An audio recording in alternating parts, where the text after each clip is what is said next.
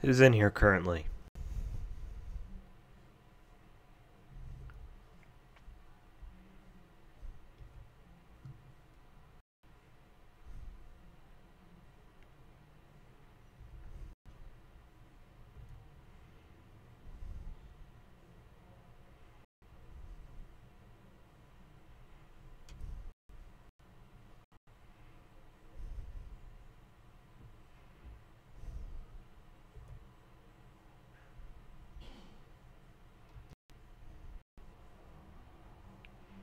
Hey, Marcus. How you doing?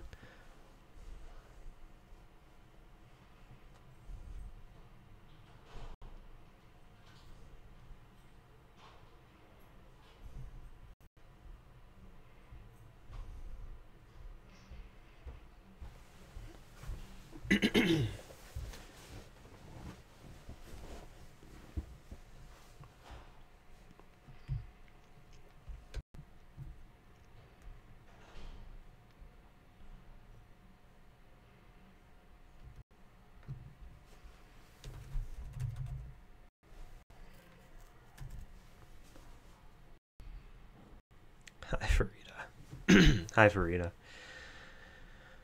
I'm just trying to get local by Flywheel running. It seems to be taking a long time to start up right now, but hopefully all of you who have joined or are watching this in the future have taken the time to download and install local by Flywheel. It does take a couple minutes, so I'm not going to go through that here on the video.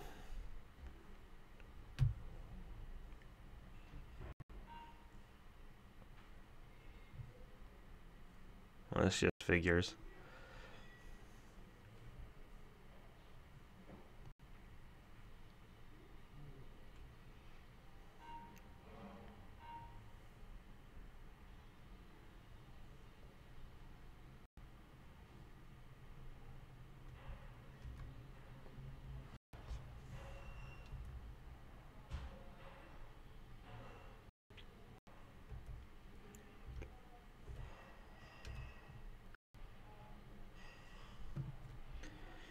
Got a couple more minutes until 2 o'clock, so just wait until then, see if we get some more people.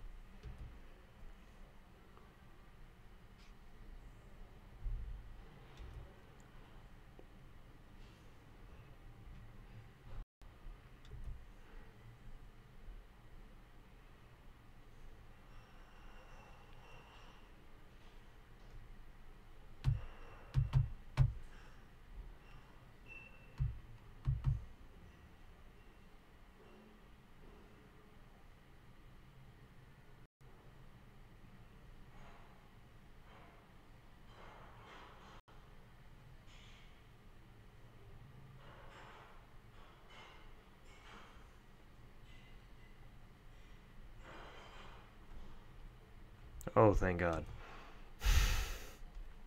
Alright, my local by Flywheel's good to go.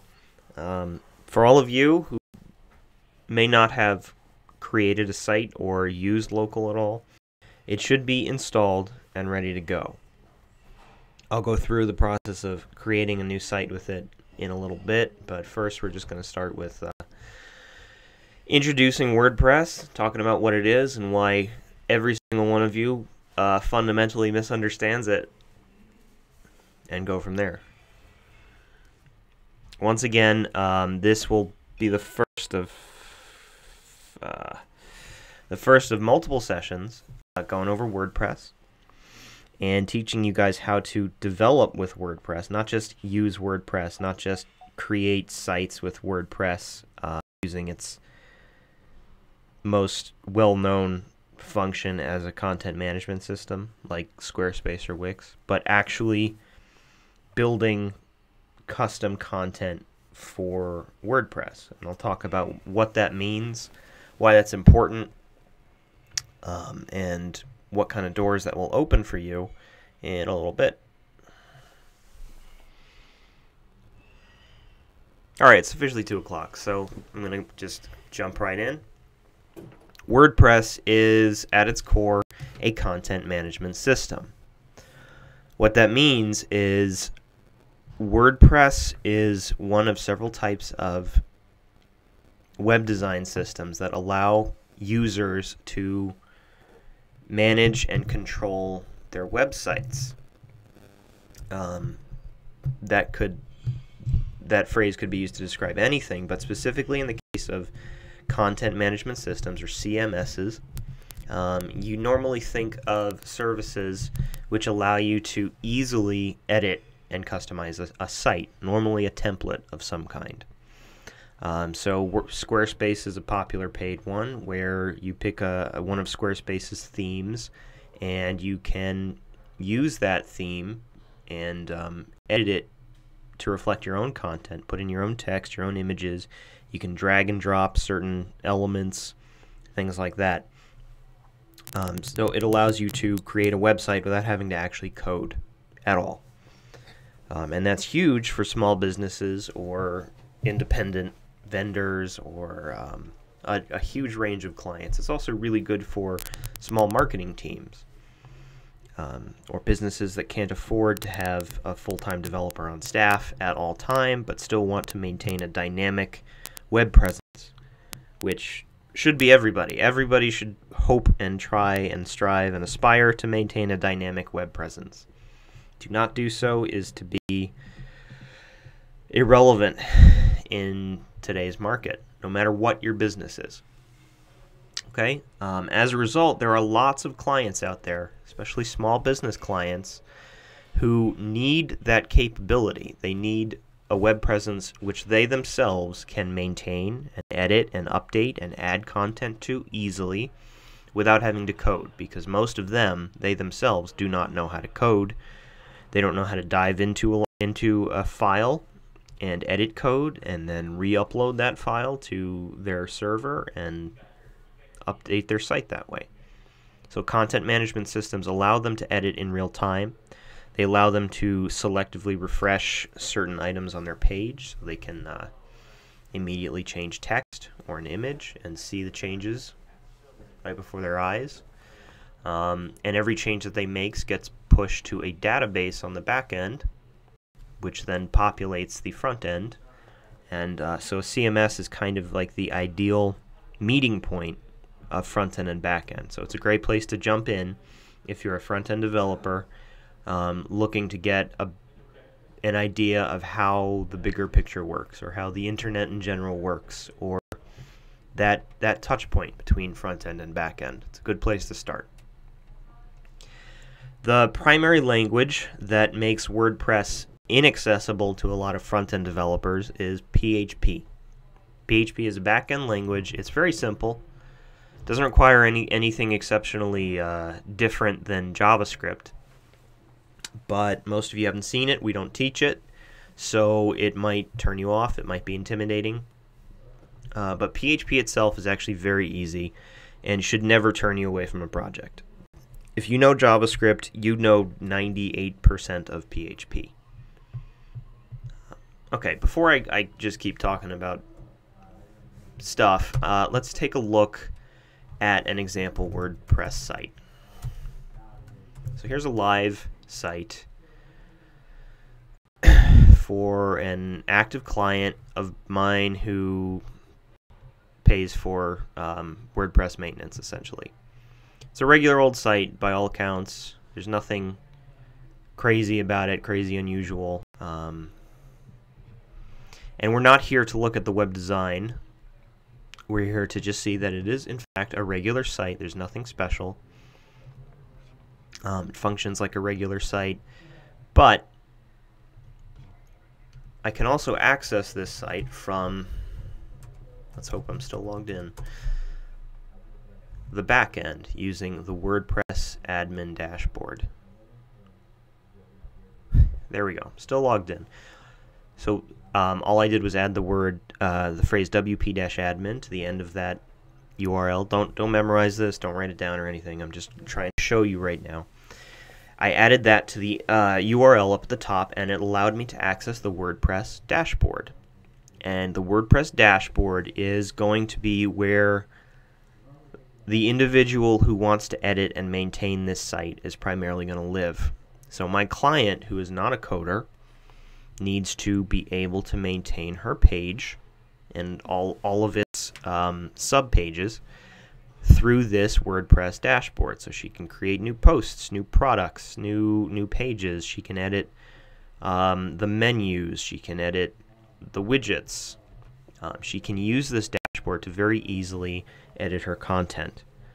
Okay, now that's how WordPress works at its most basic level, and the ideal application for WordPress, for the sake of a client who's not into coding, is when you can simply, if I hit this Customize button, it will open up the sidebar window, and suddenly it behaves much more like a service like Squarespace. I can, with this Customize sidebar open, dynamically edit any given piece of content on this page. There we go. So if you have the most updated version of WordPress, you will actually see a floating little icon next to each block of text that you can click on and edit. But in this case, this is an older version of WordPress, so I need to shift-click on it. Not important, but if I actually edit the text here in this menu that has popped up and change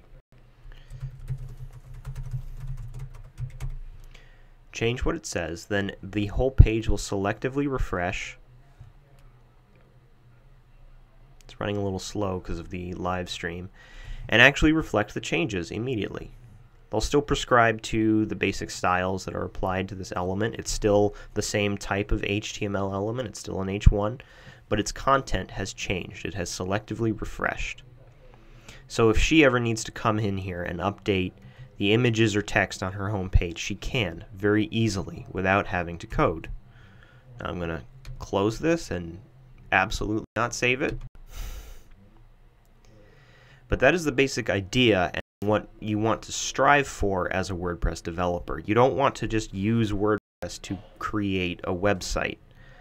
You can, and if your specialty is web design and you actually help small businesses design their landing pages and put them together in WordPress or Squarespace or Wix, that is, of course, a perfectly valid business niche. But you guys are developers. And for WordPress, what you want to do is take a WordPress theme or a WordPress template and turn it into an easy user experience for the client who's going to have to deal with this on a daily basis.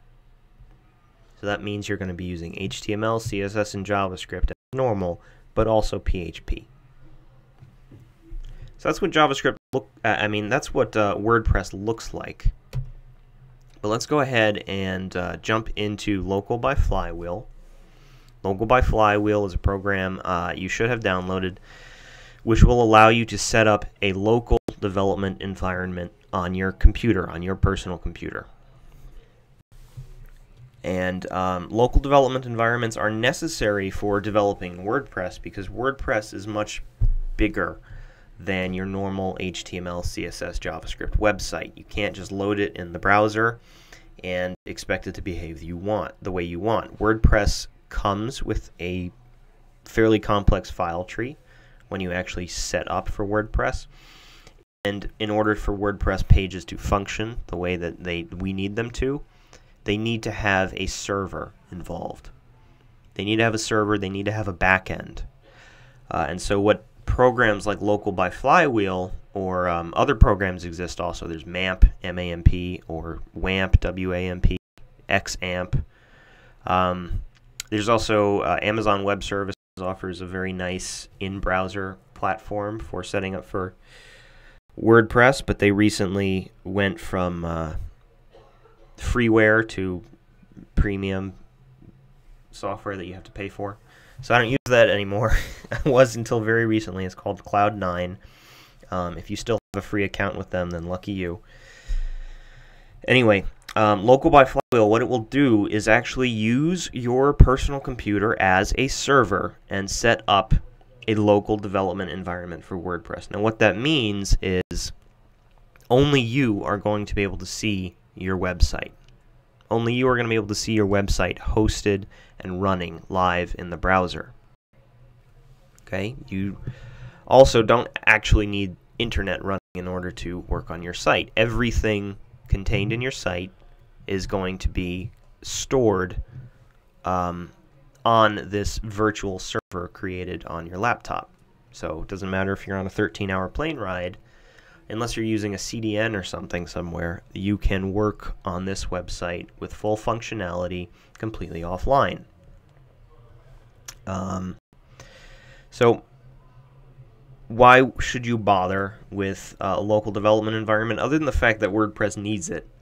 WordPress does completely need a local server. More sophisticated websites require a lot of pre-compiling and a server environment in order to preview or test them effectively. Most of you probably haven't dealt with websites like this before, but if you've ever worked with React or Vue or any kind of command line interface, you might notice that these will help you set up a project that has a more complex file tree, and somewhere in that file tree is index.html like you're used to seeing and would normally see, but if you open that index.html page in your browser, it looks completely different from what you might expect. It's either blank, or it just has a single empty element, or something else. And that's because the rest of the page and all of the other files and all of that code, it hasn't actually been compiled yet and built into the website that you expect to see. WordPress functions in much the same way. Okay, so let's go ahead and just start a site with this local by flywheel and just take a look at the file structure and see what we see. So I have local open. I'm going to create a new site by clicking on this plus button in the bottom left corner. If you haven't created a site, it will probably prompt you to with a big green button in the center. But I'm going to create a site. It's going to ask me what's my site's name, and I'm just going to call it new site for now. Hit continue. I'm just going to go with preferred. I'm not going to customize the environment or anything like that. And then it's going to ask me for WordPress username, WordPress password, and a WordPress email.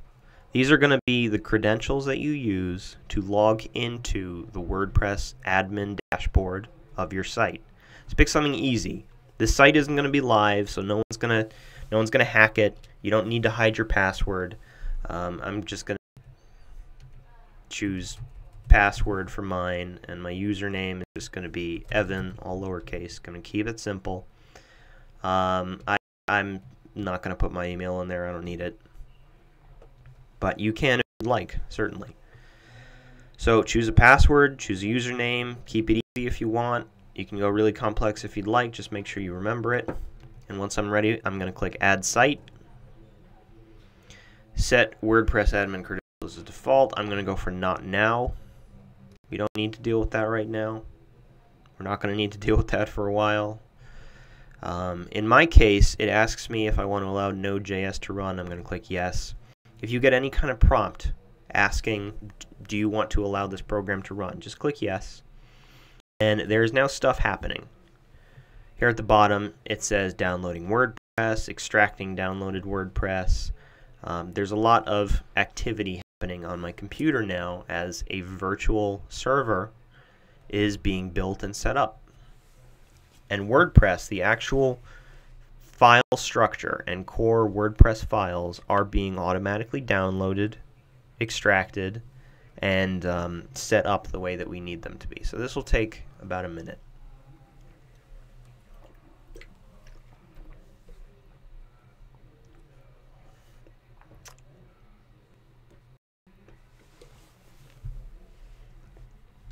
By the way, if anyone has any questions or anything like that, feel free to drop them in the live chat. Or you can message me directly over Slack.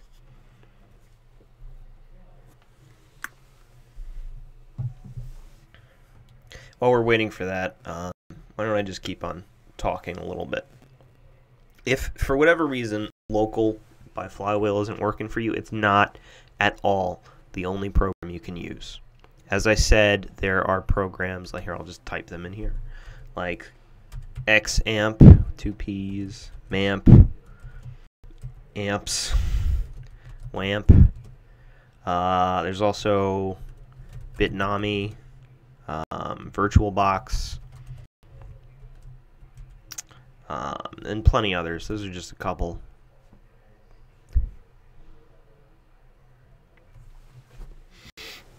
So if Local by Flywheel isn't working for you and you're too intimidated to follow along with this video by downloading another program, don't be. There are plenty of easy install programs like this. If you went with MAMP, there's quite a bit of documentation, and it shouldn't take you long to get set up with it.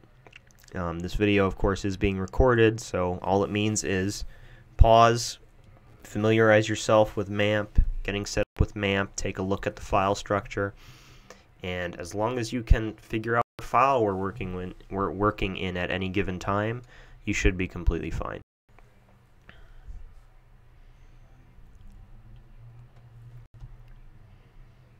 Adding WordPress. All right, we're almost there. Why you should be interested in WordPress. Might as well talk about that. WordPress powers approximately a third, 25% to... Did the sound just cut out, guys? Can you hear me? Let me know if you can hear me.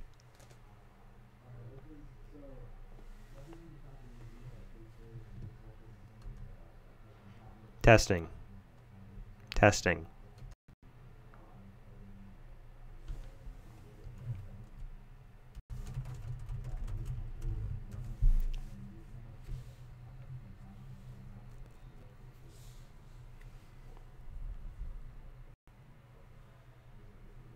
I'm going to take that as a no.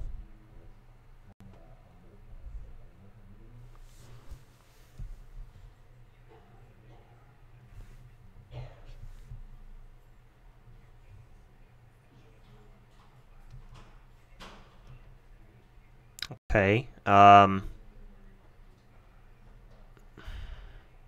Is anybody else having sound problems where my voice is fading in and out? My voice is cutting out, anything like that?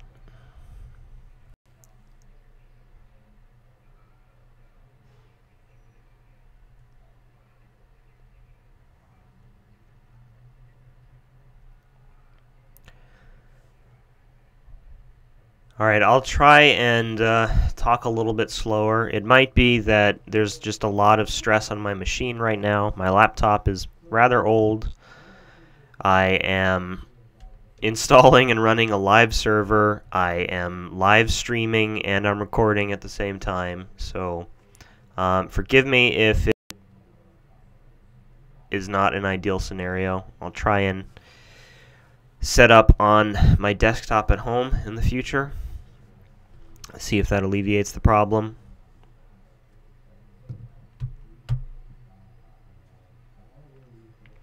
Anyway, why should you care about WordPress?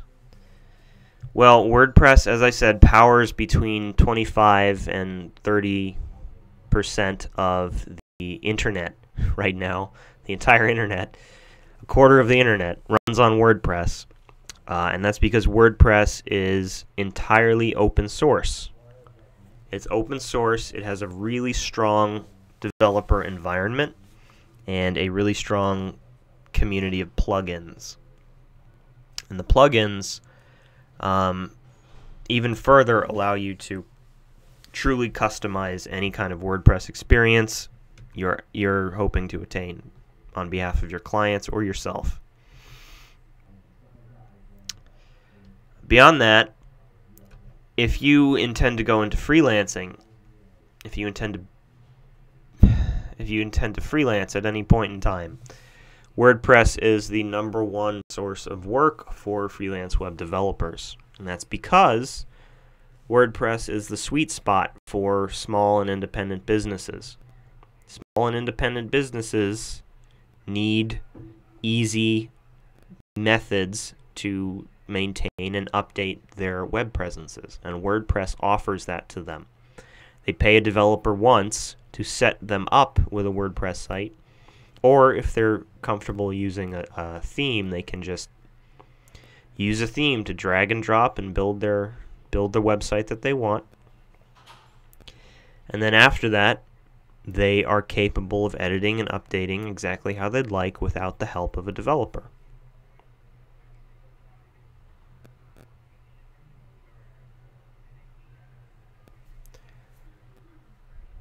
Alright, well, my site has finally finished. It's all set up. Hopefully you guys are in the same spot. I'm going to keep on trucking. I hope the quality either improves now that there's not so much going on the back end on my computer, or the signal here at WeWork improves. But we've got new sites set up, and your local by Flywheel window should look exactly like this. Now, something to note here, up in the corner it says stop site or stop all down here. This means the site is actually running and hosted live. Okay? It's hosted live. I can stop it, and you should whenever you're not developing. Just stop the site, and then you press this again to turn it on again, and it will load. Now, to figure out where your site is running, it's usually and most likely going to be localhost :8080. Apparently it's not in my case.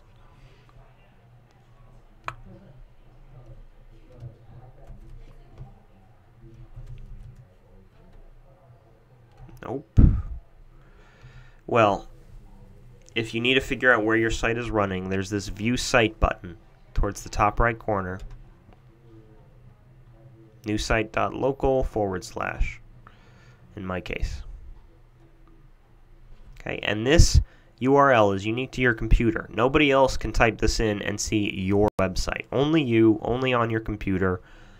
Nobody else. It's completely private. Okay, so I clicked on View Site, and now I'm capable of seeing my website. Just another WordPress site. And this is kind of the default theme for WordPress as of 2017. They usually release a new theme every year. So this is their 2017 theme, if I'm not mistaken. This is their default theme, and some of the pieces that we need to be aware of are this whole header area. This is our site title. This tagline below it, just another WordPress site, is the tagline. And here in this main section here, we've got our posts. And every time we create a post, it's going to be displayed here. This on the right is a sidebar. All of these things we can customize, and down here is a footer. Okay. Now if I want, once again, we can access the dashboard by simply typing in our URL followed by wp-admin, or you can click on the admin button in your local by Flywheel window. And once you do that, you should be prompted to log into your site. So I'm going to log in with my Evan and password, my username and password. Hit log in. And now I'm in my WordPress dashboard, and we are good to go. Okay. Let me know if you guys are still having problems or glitches or sound issues.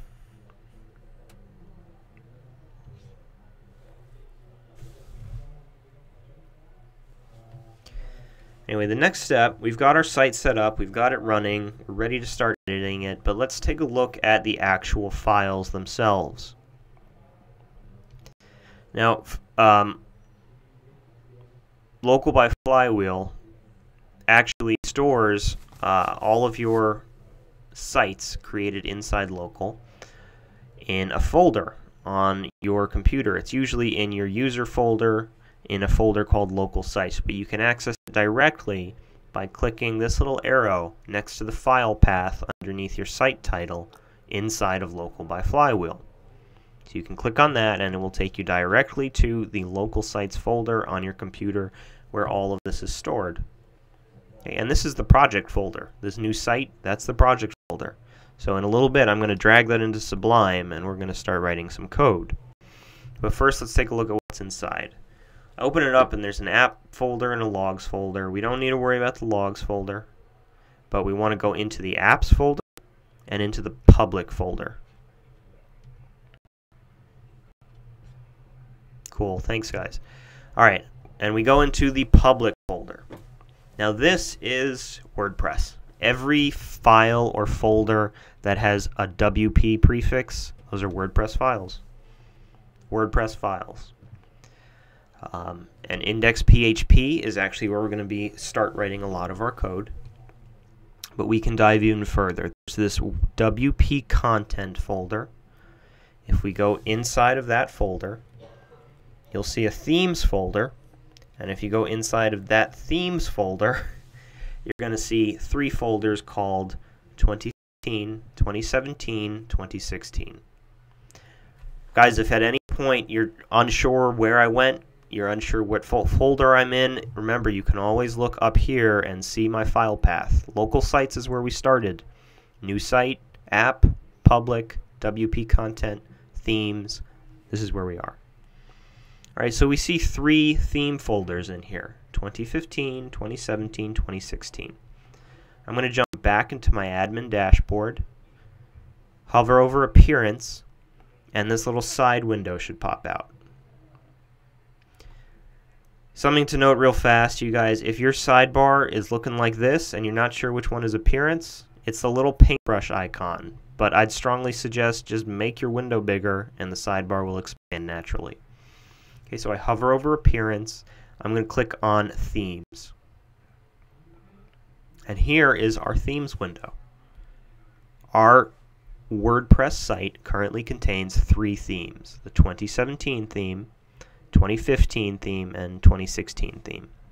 So these 3 themes correspond to these 3 folders. The themes folder inside the WP content folder. Okay, and we're going to create our own one of these in just a minute, just to play around with and customize and see how all the pieces fit together. And we're going to learn a little PHP.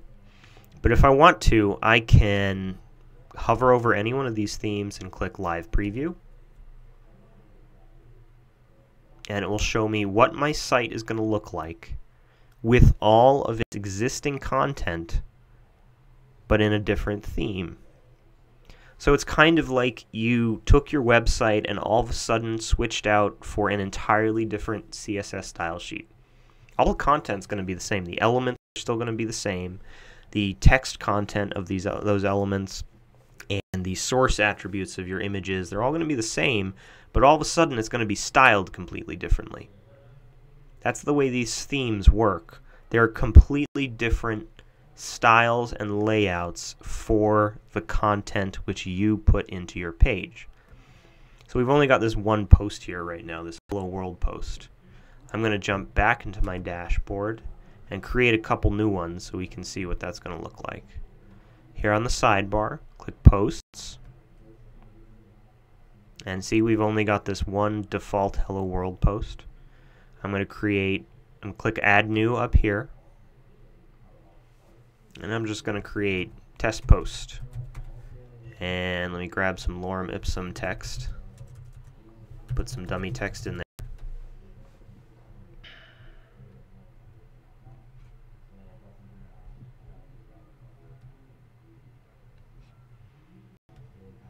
Okay, I'm going to grab this paragraph,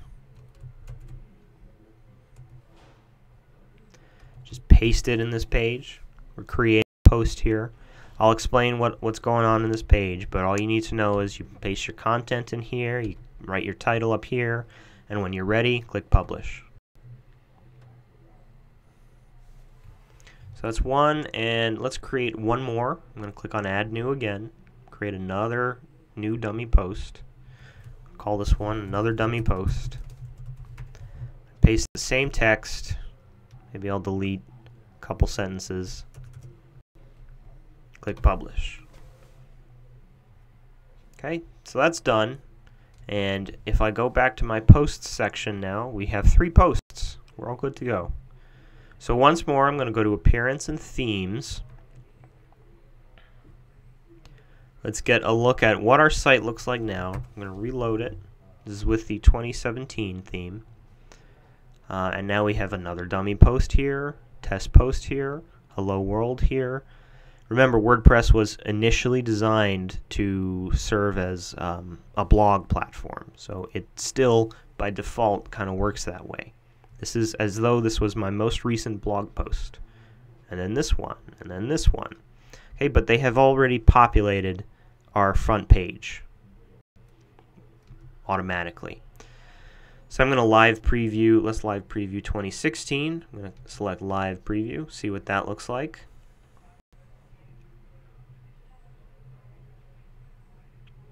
Okay, we're going to see it does the same thing. It's a new front page styled differently, but it still is actually and actively displaying all of our posts.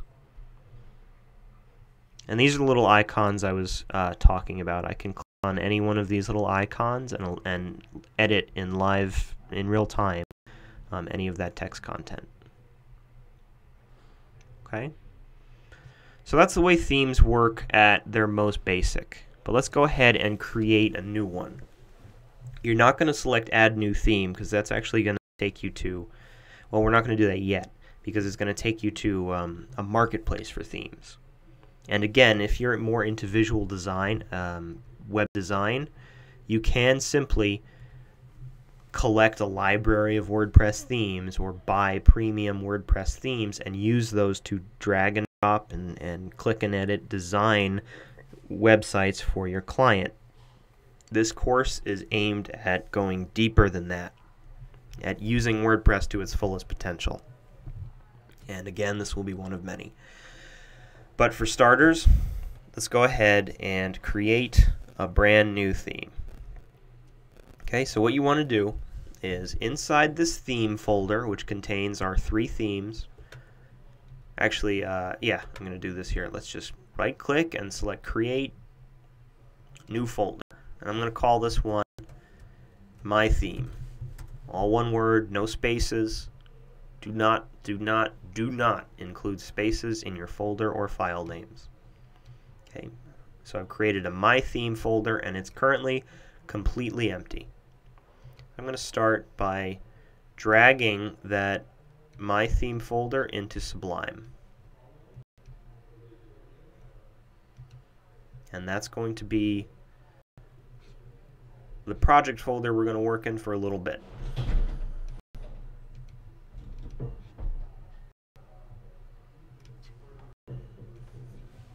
Okay, so we've got an empty folder called My Theme. Now, the 2 files that any theme absolutely needs, 2 files in total that any, what the hell? Pardon me. 2 files that any new theme absolutely needs is going to be an index.php. So I'm going to create a new file and title it index.php, not HTML, mind you, index.php. That's one. And the other one is going to be style.css. Index.php and style.css. These 2 files are the bare minimum for any WordPress theme. Okay, so I create those 2 files. They need to be named exactly like this. It has to be style, not styles. It has to be index.php, not index.html, not home, not anything like that. Okay, and inside of style.css, we're going to write a comment. And this comment is going to actually be read by our browser. And what we're going to write is just as I write them here, theme name. I'm just going to call it My Theme. Below that, we need author. I'm just going to write Evan. And below that, we need version, and you can write anything you want here. I'm just going to write 1.0. I'm going to select it all and hit Control / to comment it out. And just format it a little bit better. And there we go. Okay, this theme name line inside this comment at the top of style.css, that is where the browser is going to pull our theme name from. The only reason the browser knows that this theme is called 2015 is because in the style.css folder, the style.css file inside of the 2015 theme, there's a line that says theme name : space 20 space 15. Okay, this is actually going to be read and interpreted by the browser. So I save that, and now come into your themes folder, your themes window, pardon me, in your dashboard, and reload it. And there we go, we've got my theme. It's ready to go. We can activate it, we can do a live preview. There is zero code in it, so nothing is going to show up at all. But it's there. It's recognized by the browser, and it's ready for use. Okay, this is our custom theme. We've just built it. Okay, now if you want a picture here, what you need to do, I've got one ready, so I'm just going to drop one in my folder. But what you need to do is you need to have a file called screenshot.png. It has to be called screenshot.png, and I'm just going to drag it into the folder. Okay, so now in my project folder we've got screenshot.png, and now if I reload my themes page, we've got a screenshot. We've got a little image representing our new custom theme.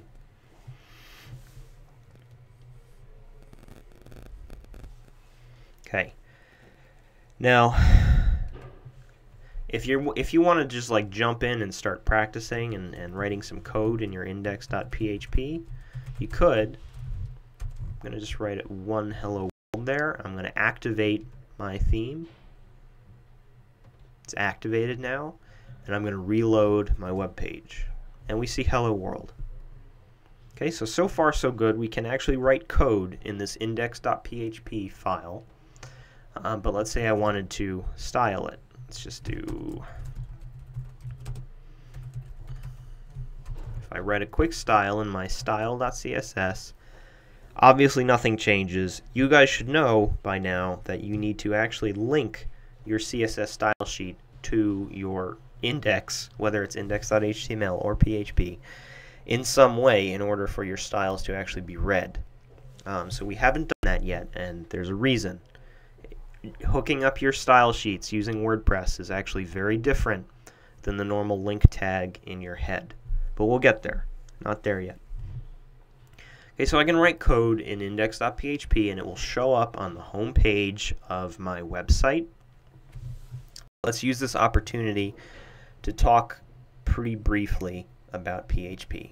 Okay, this is not a PHP class, so I'm not going to go in depth with it. But I am going to teach you a couple things that you will need to know in order to be able to read and interpret WordPress pages and maybe learn more on your own and dive a little deeper. Okay? A .php file is entirely capable of reading PHP, but otherwise it behaves exactly like a .html file. Okay, so a .php file is like a .html file plus PHP.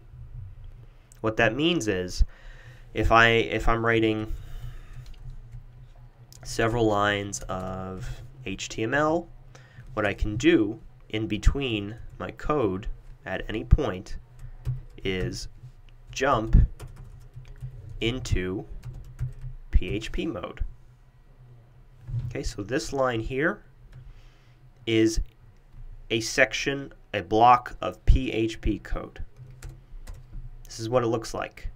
Bracket, question mark, PHP to open, question mark, closing bracket to close. And inside a PHP tag, I can execute PHP code. But the code you're going to be using, though the command that you're going to be using most often inside PHP tags like this, is going to be the echo command. And I'll show you real fast what this is going to do.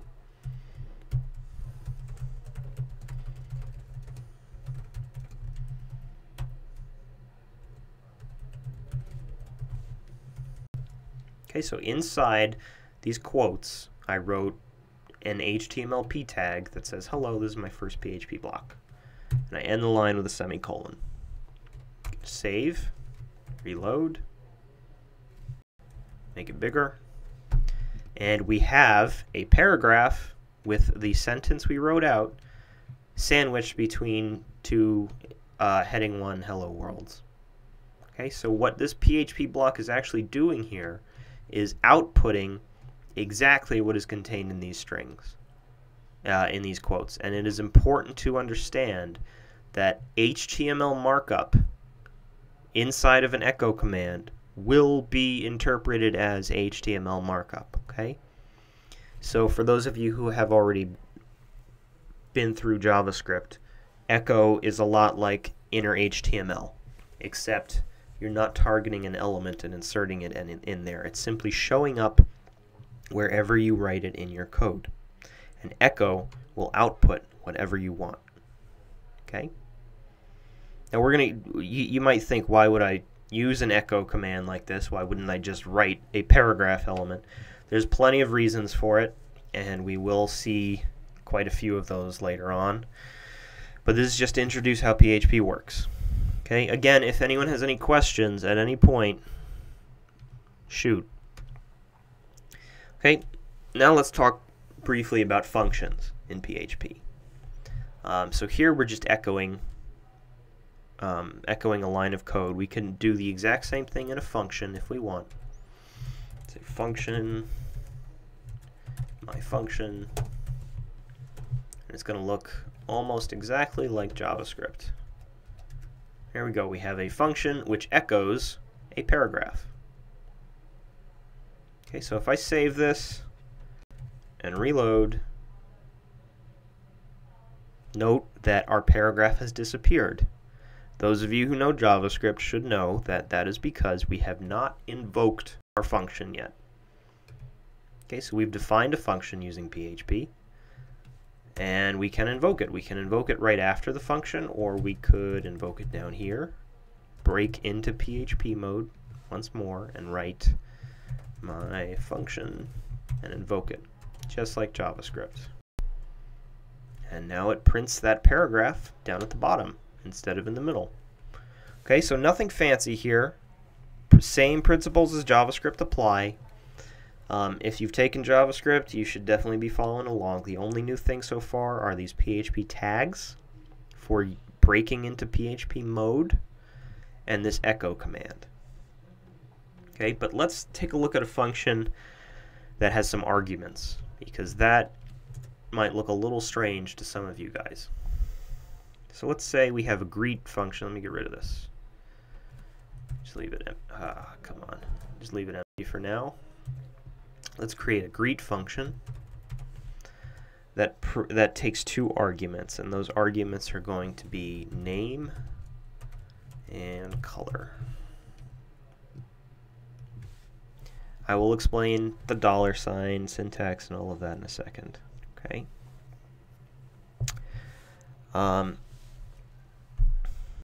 And then what we're going to echo is going to be another paragraph element. Hello, my name is name, and my favorite color is color. Okay. And then let's actually invoke this function right here with Evan and tomato. And then let's also do Matt and purple. Okay. I save. I'm going to reload. Okay. Hello, my name is Evan and my favorite color is tomato. Hello, my name is Matt and my favorite color is purple. Once again, if you've taken JavaScript, this part should all be pretty self-explanatory. What's worth pointing out is variables in PHP use this $sign syntax. Okay, $name, $color indicate a variable or an argument or parameter, something that has not yet been, that doesn't necessarily have a fixed value. Okay, name or color are the arguments it expects to receive. So when I run greet with Evan and tomato, Evan is name, tomato is color, just like JavaScript. But we have the $ syntax for variables. Sorry, guys. Okay. Now let's take a look at this with a fixed variable, or a predefined variable. I'm going to take out all these names. And I'm just going to declare name before the function.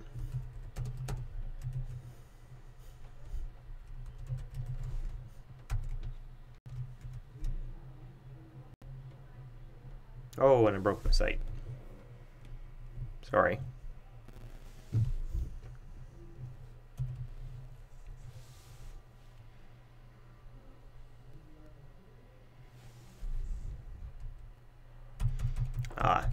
Let me come back to that because I want to save that for when we get into arrays. Okay, so variables, arguments, anything like that is declared using the $ syntax. And another thing worth pointing out, which I hope some of you have noticed, is concatenation does not work in PHP. It does not work that way. Okay, look at what's happening here. We are plugging in a variable into the string without using concatenation. If we were to do this with regular JavaScript, it would look something like this, right? If we wanted to input that name variable. PHP is not going to read that in the same way. You cannot use concatenation in that way using PHP. And that is specifically why we use the $ to indicate variables, because you're going to write your variable straight into your string, just like this. But the PHP is going to see that $ and understand that this is a variable, Okay, so bear that in mind. I never closed my paragraph. Here we go. So please bear that in mind. Okay? All right, a little more about PHP. The reason why PHP is so important for WordPress is because WordPress is so big. Which is to say, WordPress has hundreds, if not thousands, of pre-coded PHP functions, which are extremely helpful and extremely important. But if you don't know how to read them, or you don't recognize them, or you think that they're part of some PHP engine or anything like that, it can be very intimidating and very confusing. But they're actually very, very helpful. An example of this might be, I'm going to get rid of this hello world, and in that first hello world, in between my HTML tags, I'm going to break into PHP mode, close it, and I'm going to type a pre-coded WordPress function, and this function is going to be blog info. Okay, blog info. I'm going to end it with a semicolon. This is a function that has already been coded and is included in WordPress. I'm going to reload my page, and at the top, you see the title of our website. We see the title of our website. It has been dynamically pulled from the database in which it is stored using this PHP function, blog info. So if I went into my dashboard, okay, gotta zoom out. If I went into my dashboard and went to, let's see, settings, general, there it is. Settings general, and I change this to my new site, save changes, then when I reload my page, it's going to reflect the change, just like that. So a client can, instead of diving into your code and changing the content of this H1 tag, can simply go into the settings section of their personal admin dashboard and change it inside this neatly labeled and organized field that says site title and indicates exactly what's going to go here. And anywhere else the title of your site is printed, it will change to reflect that. Okay, that is the benefit of a function like blog info. But we can also take this a step further. Let's try this another way.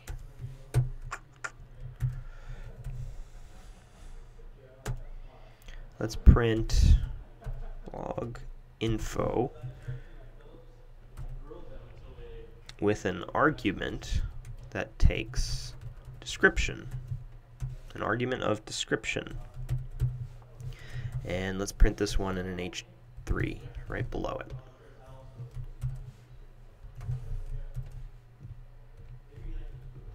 Save, reload, just another WordPress site. Okay, and it is pulling that from here, this tagline. This section, this general settings section, is where excuse me, blog info is pulled from. Okay, and there are many functions like this. If you're wondering, without an argument, blog info defaults to the argument of name. So if you just say name in there, it's going to print out the name of your site.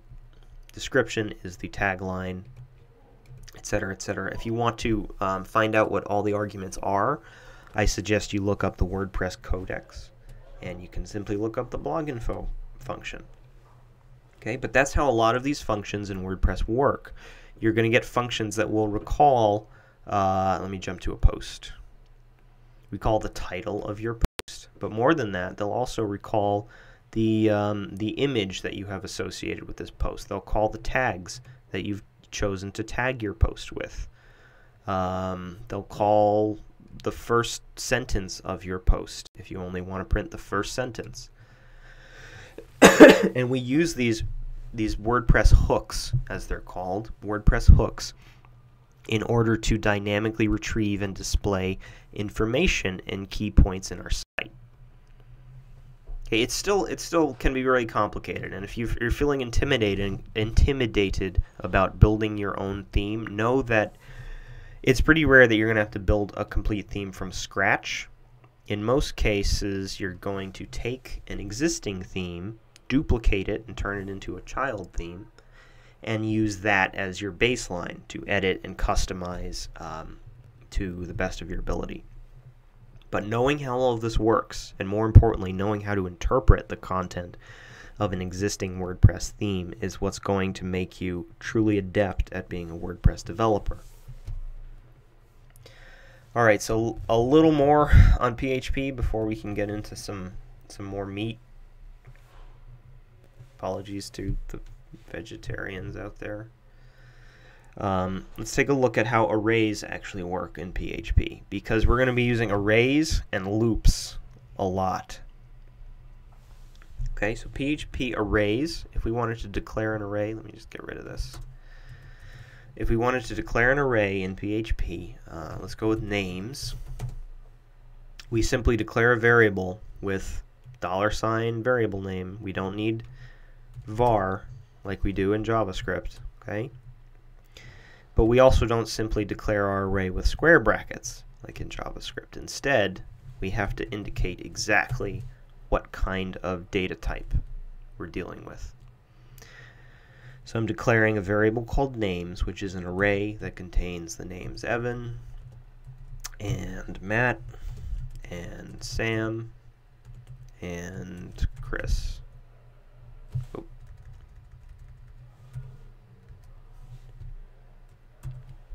Okay. And we're going to use a while loop to actually echo some content for each name. Okay. You may not have run into a while loop because at Codify we teach for loops, but they function exactly the same. They're simply written a little differently. And I insist that you take this opportunity to learn while loops because WordPress uses them all the time. For loops will still work if you really want to, but best practice for WordPress is going to be to use while loops. So I'm also going to declare a variable called count and set it to 0. This is going to be part of the while loop. And I'm going to write while count is less than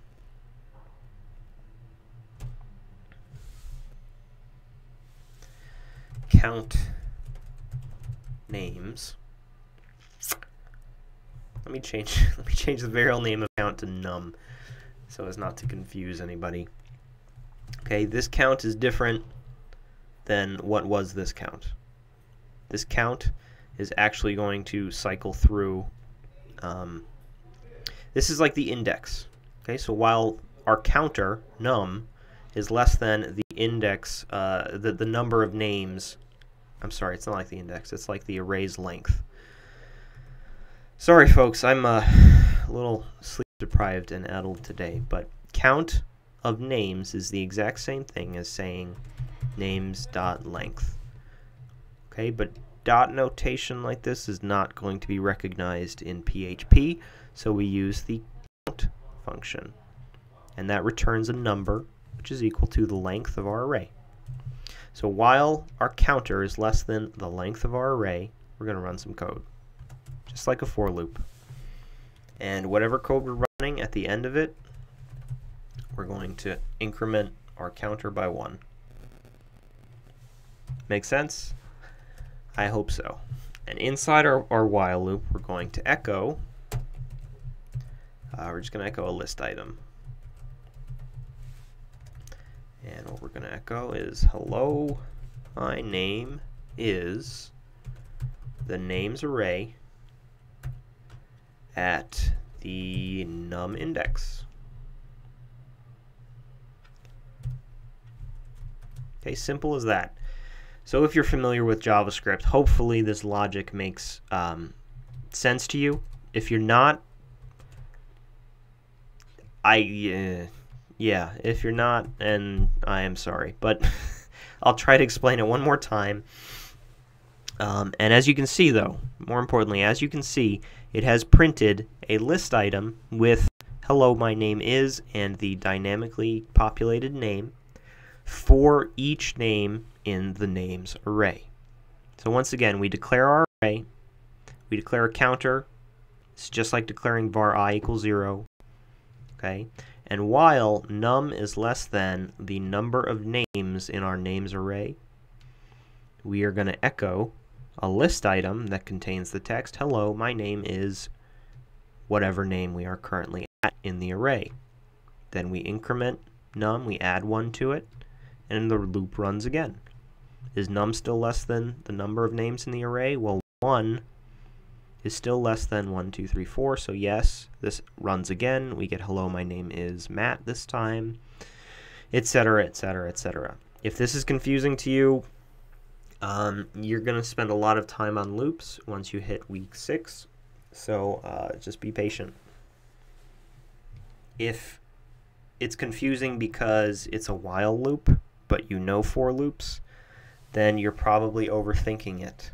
Okay, and what I'd recommend is look up some while loops and try to write them as for loops. Take some for loops and try to write them as while loops until you feel comfortable with the relationship there and what's happening. Okay, just for reference, the equivalent for loop for this would be something like for I equals 0. As long as I is less than count of names,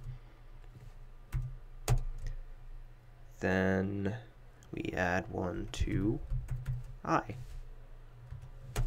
And inside the loop, we're going to do the same thing.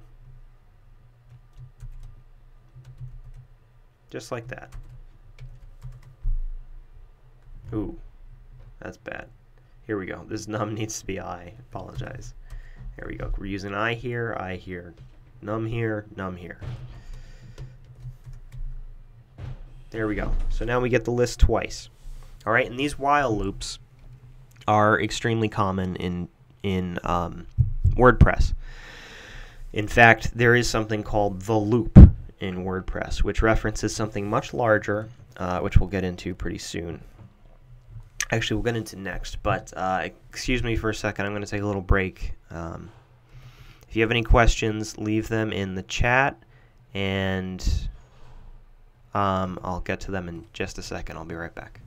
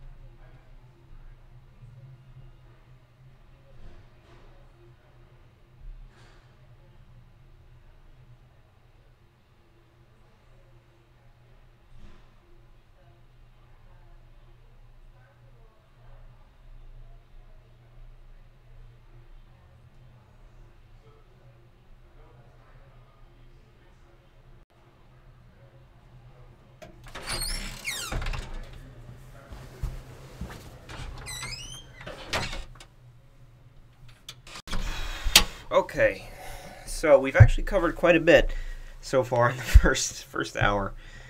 Oh boy! All right, we've actually covered quite a bit, although it doesn't feel like much. I know our site is just glorious, but I've thrown a lot of information at you, whether it's the fundamentals of PHP or how WordPress works, and it is important. Okay, I went through the process completely differently. I kind of jumped in and had to figure all of this out in reverse, and I wish someone had just sat me down for a single afternoon and been able to explain what the hell is going on to me, especially before I started taking on clients. But neither here nor there. We're going to start getting into some cool stuff now as we talk about the WordPress Loop. And the loop is used quite often as a term, and it is in reference to what allows WordPress to display lists of your dynamic content, specifically your posts and your pages and all the other chunks of content that you create and host on your WordPress site. Okay, so we created a couple of dummy posts in my post section, which we can see here if I click on posts. I've got 3 posts. Oh, one of them even has a comment. That must be a default comment. Yep. Also stuff which we can call using WordPress hooks. But I'm going to delete all this test code from my index.php, and we're going to test out the loop. Okay, so I'm going to break into PHP mode first. Close it out. I'm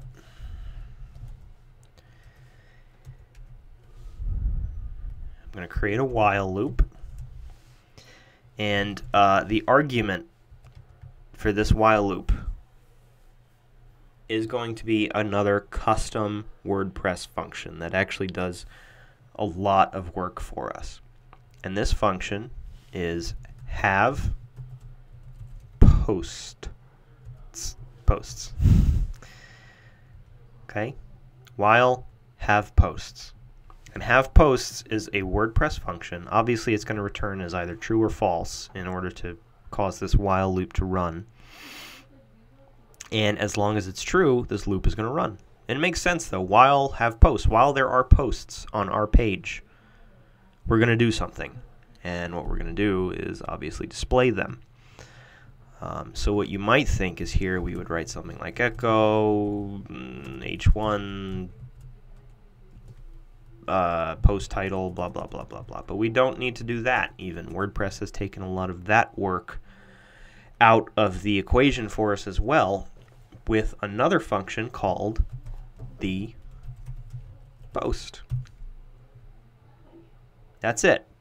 Okay, this is the WordPress loop. I'm going to save that, reload my page, and the home page of our site is empty. That's not right. Sorry, guys. Let me see where I went wrong. Oh, I'm not actually displaying anything with the post. Let's we got to split this up. And sorry, I jumped ahead a little too soon. I'm going to split this up by breaking in and out of PHP, and note that you can do that. I'm breaking out of PHP while I'm still in the loop, and breaking back into PHP to end the loop. But what I'm going to do here, just to demonstrate, I'm just going to create an H1 that says hello. Reload. Okay, so now what we see is we're actually printing out hello 3 times. So as long as we have a post, we're printing out hello. We have 3 posts in total, so this while loop runs 3 times. Okay, but we don't want to say hello. We don't want it to just print hello. Let me explain what the post is doing right now. The post is not echoing anything. It's not printing anything. What it's doing is returning the unique post ID. So the post actually tells the browser which post it's currently on in this while loop. So the first time this runs, the post is actually going to be another dummy post, and then the second time it runs, the post is going to be test post, and the third time the post is going to be hello world. Okay, so it serves as like an identifier for us and for the browser itself, but it doesn't print anything. That's where I went wrong. What we want to do, instead of print hello 3 times, is print something like our post title. So what we can do then is, jumping off of this function, which is already there, we're going to jump back into PHP mode. We're going to do this a lot inside of our H1, and we're going to run a function called the title.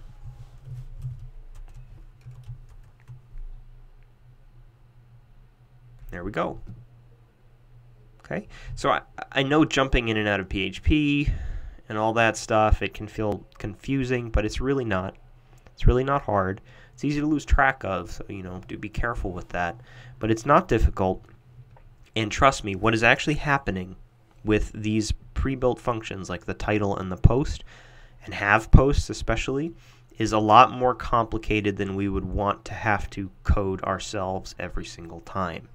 So WordPress truly has done a lot of the work for us, and as long as you can get past the PHP shuffle, you're going to be fine, because the language makes a lot of sense, doesn't it? I mean, the title, of course, what that's going to do is bring up the title, and it's going to bring up the title of the post, as long as we have posts. It does make sense if you let it. Okay, so that prints the title of our post. Now what about if we actually want to print the text content, the content of the post? Well, not to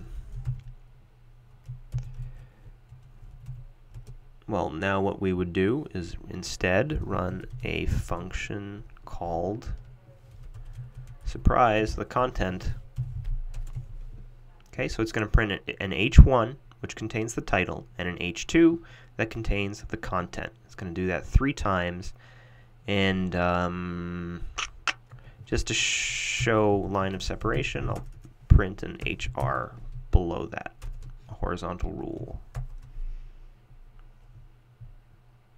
Okay, I am going to change that H2 to a paragraph, but you get the idea. It printed all of the content underneath the title of each post. And here we go. We've got the home page of a blog from 1995. But we're getting there. Okay, we're getting there. This is the WordPress loop. While have posts, the post. Okay, now what if we wanted to do something simple like cause each of these titles to act as a link to the post itself? Presumably if this were a true and well-defined blog, this would be maybe the first couple sentences or an introductory summary or something, and when you click on it, you can then see the full blog post and images and all of that. So what if we wanted to do that? How do we convert this title, this dynamically generated title, to an anchor tag which has an href that actually links to where it needs to go? Well, what we're going to do is around this PHP block, which runs the title function, let's start by just creating our anchor. Okay, now all we need is, what are we going to put inside of this href attribute? And what we're going to put in there is, we're going to break into PHP yet again. You can break into PHP inside of quotation marks like that. You can break into PHP inside of HTML elements. And what we're going to print in here is the permalink. Okay, and the permalink in WordPress speak is the unique URL for each post. So on the dashboard side, you can actually see the permalink right here. You can even edit it if you want and make it, a custom permalink within your site. Okay, so now that we've done that, it should dynamically retrieve or fetch or query is the true term for what's going on here. Fetch the permalink for the post and insert it into the hyperlink reference of this anchor, which is wrapped around the dynamically fetched title of the post, which is right on top of the dynamically fetched content of the post. So I'm going to save, reload, and there we go. They're all links, but let's see if they work. Click on test post, and it takes me to test post. And if you look up here in the search bar, the permalink is actually written up here. You see newsite.local/test post/. That is the permalink of the test post page. So it's actually navigated to that page. Okay, notice how WordPress automatically changes the URL to match. What this is called, this test post, or this another dummy post, this permalink, what it is frequently referred to in WordPress speak is the slug. The slug.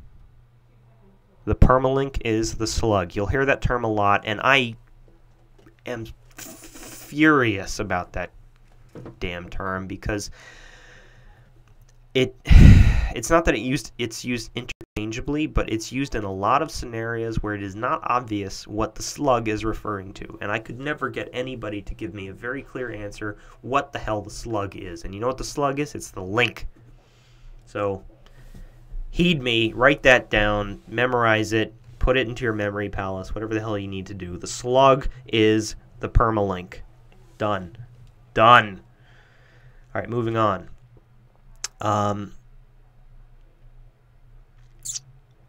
Now what we want to do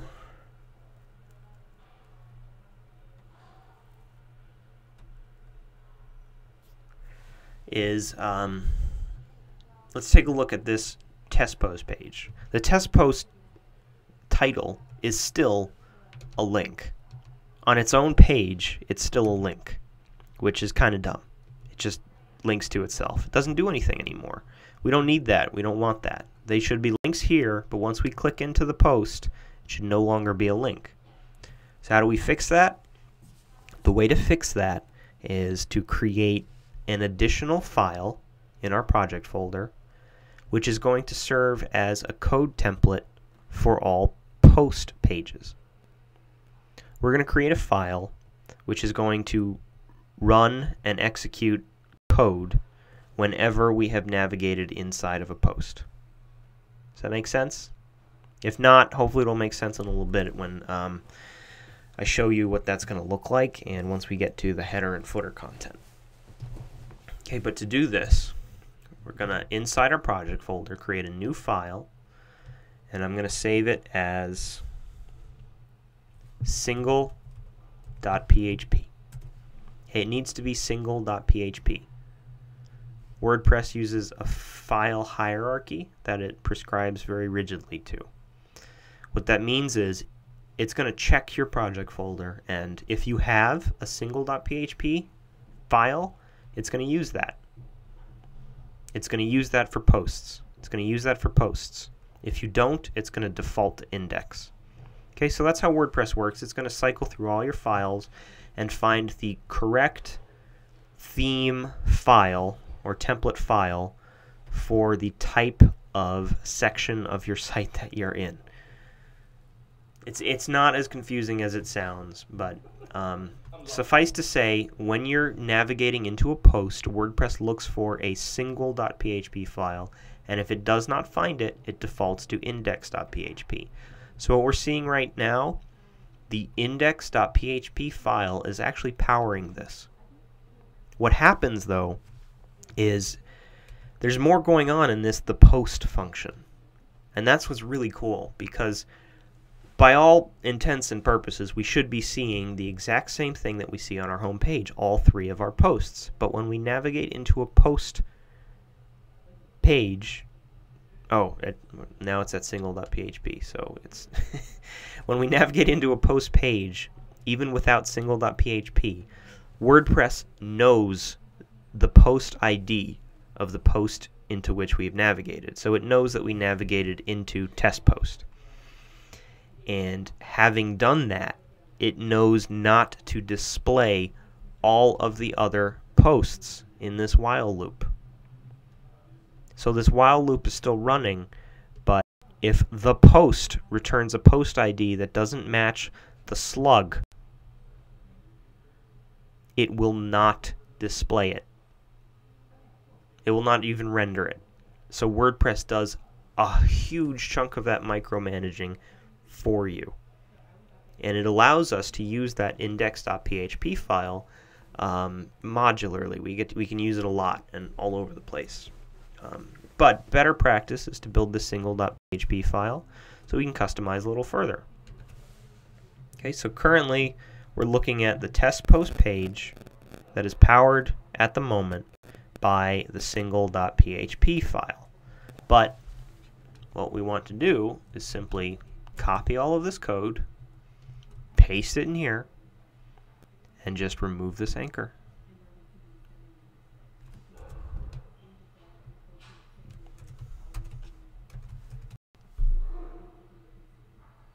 And now we have a post page that does not have a title, which functions as an arbitrary link.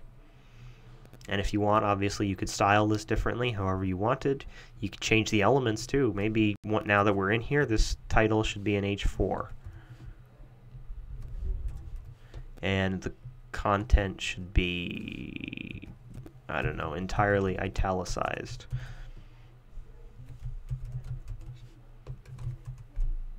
There we go. It's different. But if I go back to my home page, it's still displaying as H1 and paragraph with a horizontal rule.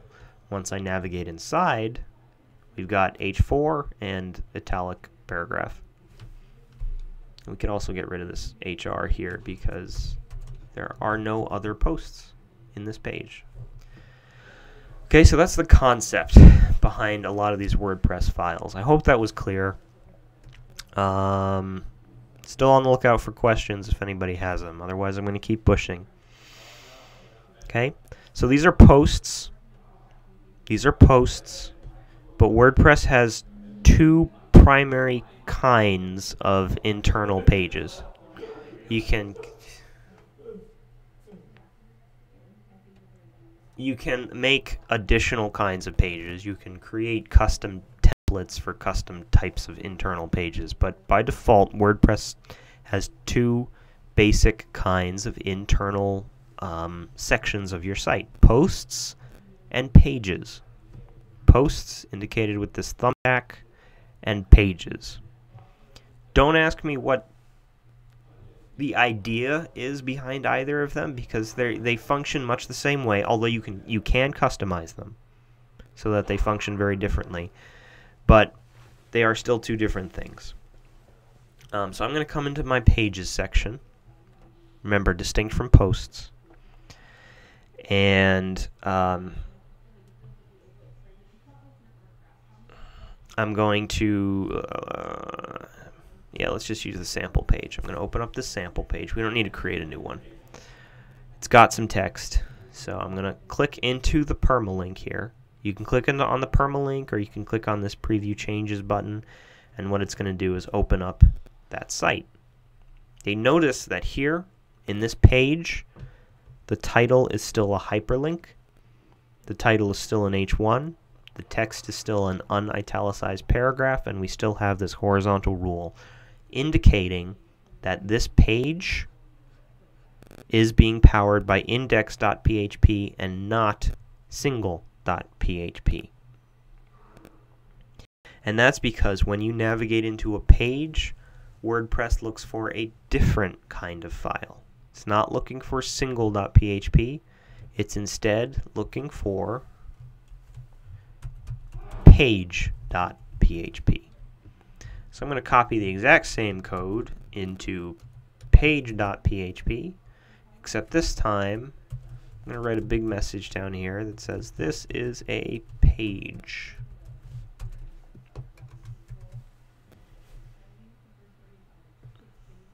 Okay, and here we are. The styles have changed, and we now have our own personal message that tells us this is a page, not a post, not single.php, not index.php. This is page.php. Okay, so there are an assortment of PHP files in most WordPress themes. all of which serve different functions and power different types of internal sections of your site. Now note that I didn't have to change any code here in the WordPress loop in order to get this page to load. What's important there is have posts and the post and all the associated functions work for both posts and pages. Okay, that's one of the things where WordPress is infuriating, because it uses posts and pages often interchangeably, and yet they still require different files to run. That's just the kind of thing that comes with mileage and practice. But have posts, the post, a lot of these loop-related functions will retrieve both posts and pages. But unless you are navigating into a page via Permalink, it's not going to display any pages. What I mean is, here on our home page, we're using the same have posts and the post WordPress loop.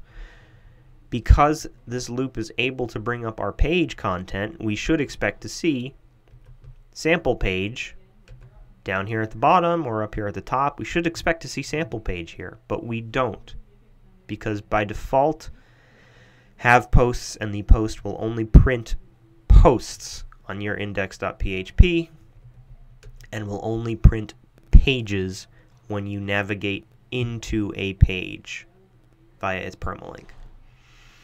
So that's something to understand. If you really want to get a very intimate understanding of what's going on there, you can look through the WordPress files and actually find this function. It's not that hard. Find the function and look at exactly what's happening. Or any of these functions, honestly. Or you could look in the WordPress codex, and that usually has pretty good documentation. All right, next we got headers and footers. And the fact that we're writing HTML in a document that hasn't actually been declared as an HTML document, if you know what I mean. So what I mean is, normally, let me just cut this for a second. Normally, when we start an HTML document, we see all this stuff, right? I'm going to paste that code back in here in the body. We see all this jazz, the head, the body, the blah, blah, blah, blah, blah. But we haven't been using that yet, which is crappy. We should absolutely be using it. But we need to set up our files in such a way that they're more easily maintained and compartmentalized. And we're going to put these in a place that is more prescribing with best practice. Okay, so what we're going to do is create a separate header and footer component for our page. So I'm going to create a new file in my project folder. I'm going to save it as header.php, and this is going to serve as the universal header for every section of my site. I'll talk a little bit more about that in a second, but what we're going to do first is cut all of this stuff, the doc type, the opening HTML and body tags, and the entire head tag. I'm going to cut them and put them in header.php and save. Then I'm going to create another new file, and it's going to be called footer.php. Okay, once more, these are file names which are important. So don't name your header something differently. It's header and footer. And we're going to take this closing body tag and this closing HTML tag, and we're going to cut them and paste them in our footer. Okay, so between the header and footer now, we have the full HTML doc type and correct opening and closing tags, all the stuff that we need. So we're going to actually sandwich every chunk of content, index.php, single.php, page.php, between a header file and a footer file, so that each page, each URL, each section loads like a formally formatted doc type HTML document. I hope that makes sense.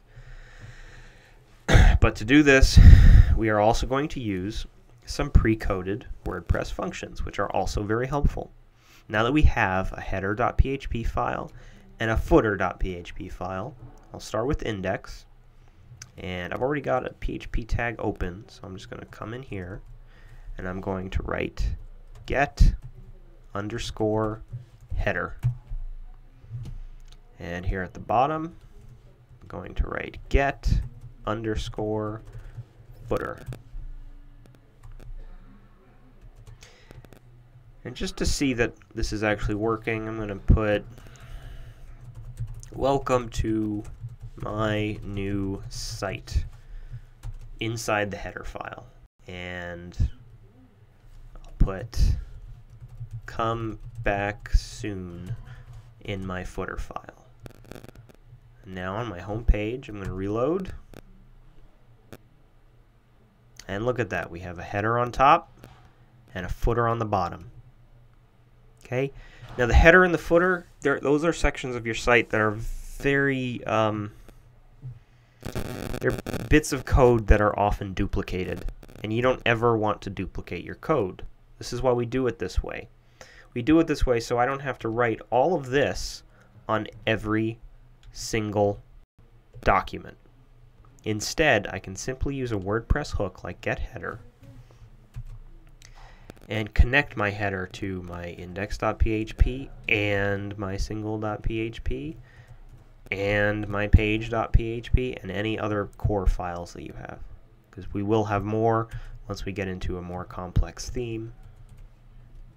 I'm going to do that with every one of these documents, all three of them. Currently it's just index, single, and page.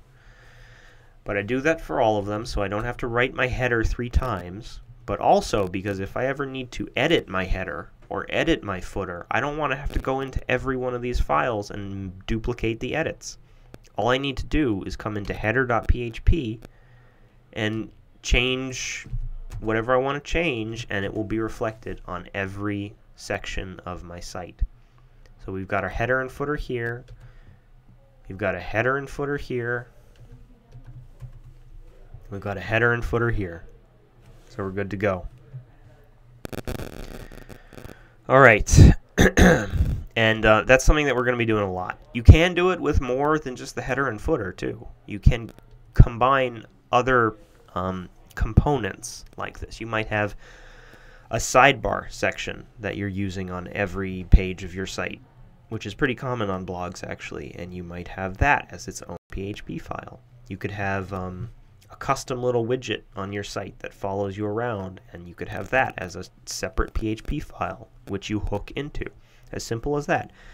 So every time any page, any section of your page loads, it's like fitting puzzle pieces together. Here's the header, here's the main content, here's the footer, here's this, here's that, and we're good to go. Let's load it. That's the benefit of PHP and working with a server and databases. You can actually make these kinds of decisions. It makes maintaining and actually writing your code much easier. Okay. Just a quick note, if, say, you wanted a custom header for one section, like maybe the header on your home page is different than the header everywhere else on your site. That's very common. You can edit this function to retrieve a different header file. So getHeader will retrieve header.php. But let's go ahead and create a new header file. New file. Paste the same code, but I'm going to just say this is an internal section. Okay, and I'm going to save this as header-internal.php. Header-internal.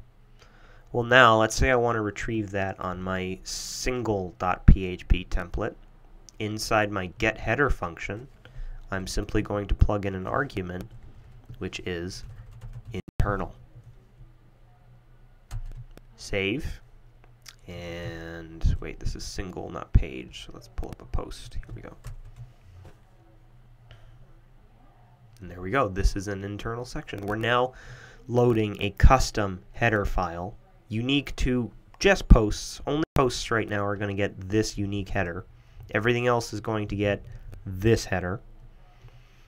And what's happening is this argument is being searched for as a suffix to the header in your file title, if that makes sense. So if I did header dash interior, then my argument here would need to be interior. Same goes for footer. You can do footer dash internal or footer dash interior or whatever you want.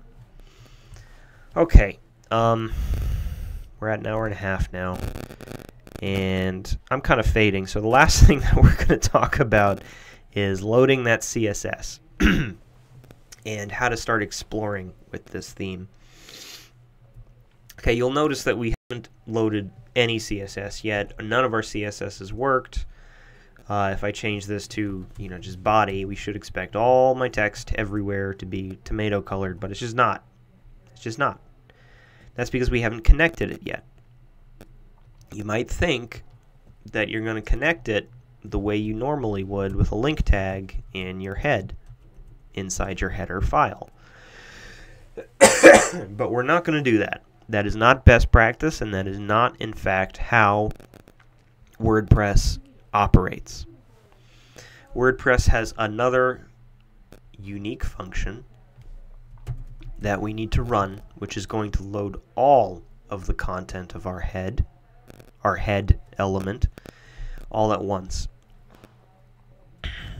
And that function is going to be WP underscore head.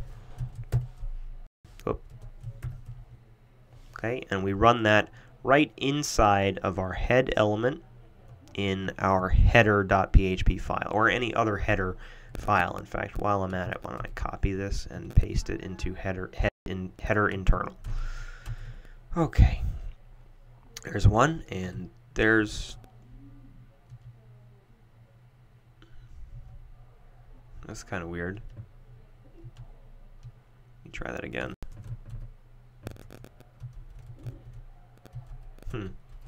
Okay.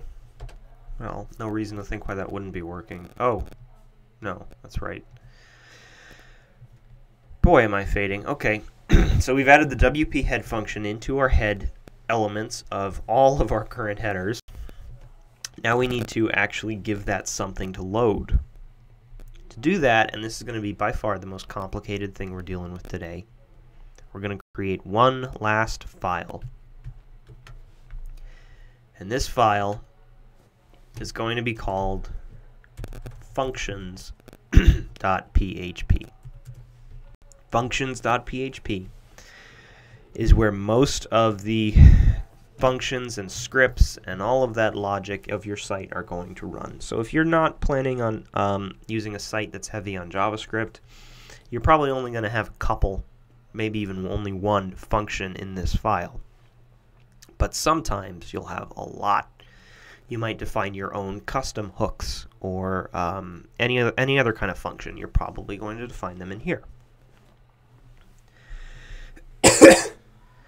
Okay, and in here we're going to use another unique WordPress function called add action. And I'll explain exactly what this does. Sorry, let me jump into PHP mode. I'll explain exactly what this does in a little bit. Okay, add action, and this function is going to take two arguments. And the first argument is going to be very specific. It's WP underscore and Q, that's UEUE. It has to be spelled correctly. They could not have picked a more frustrating word that has to be spelled correctly. And Q, scripts. Okay, and then the second is going to be a custom name that we can pick. And this is going to be a name of a custom function. So I'm going to write, I'm just going to call it my underscore files.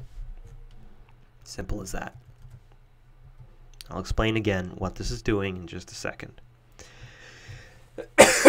And above this add action function, we're now going to define or declare our my files function.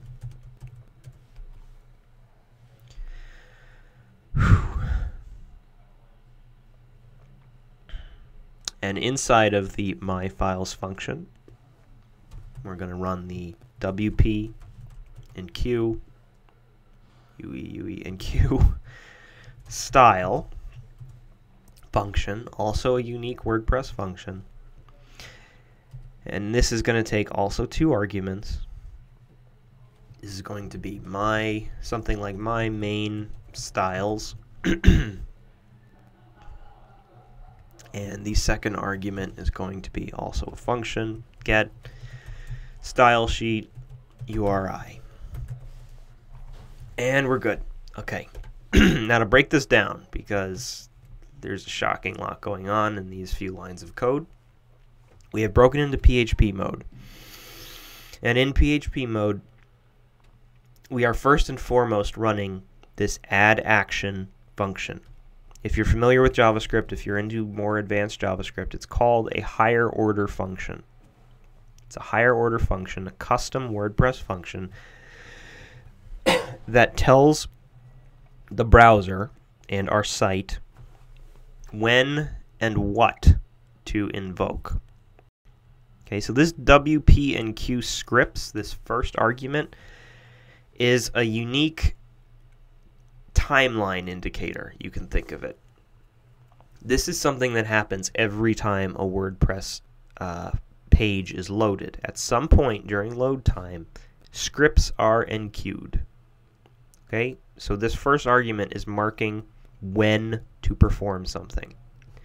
And what we're telling it is when you're enqueuing scripts, run this. And this is obviously a custom function which we just defined up here. So when the page is loading and we're enqueuing our scripts, run the myFiles function. That's what the add action function is doing. It's allowing us to basically set a time for when we want this function to run. It's allowing us to set a marker and tell WordPress, don't forget to do this at this point in time. Okay? And this is almost never going to change for this specific task of loading style sheets or even external scripts. Okay, it's always going to be this pattern, so you'll probably become familiar with it very fast. I know it's a lot of new stuff, but it does repeat itself ad nauseum, so it shouldn't take too long for you to wrap your head around it, and I am going to do my best to explain it. So once again, add action allows us to run this action at this point in time. That's how that works. And the myFiles function is our custom function. And what we're doing there is enqueuing our style sheet. We're adding our style sheet. WP and Q style is another custom WordPress function which automatically or programmatically links a style sheet to our page. My main styles is a name I just kind of made up on the spot, but this is how I'm referring to our primary style sheet, which here is style.css. Okay, it's looking for style.css, but I'm choosing to refer to it by this name of my main styles. It's kind of like, think of it as a variable or shorthand. Get style sheet URI is going to simply fetch style.css. And between the two of them, we are linking our style.css to our HTML. Does that make sense? Hope that makes sense. And all of this is added to the programmatically created WordPress head, which is actually called or fetched here in our header. Okay, again, this is by far the most complex thing you need to worry about right now. Suffice to say, this is how you link your style sheet. This, and this are names which you make up. This, this, and this need to be precisely written like this. Okay? But what these functions do is they will link our style.css to our functioning website. So I'm going to save that, reload my page, and everything is tomato colored. Please note that if you don't see the style changes immediately, that doesn't necessarily mean that it doesn't work. Okay, WordPress in general uses some pretty aggressive caching. So if you don't see style changes immediately, you probably just need to clear your browser cache and reload. Sometimes. Okay, but now our styles are working. Everything is tomato colored, so we're good. Our CSS is hooked up. All right, last thing.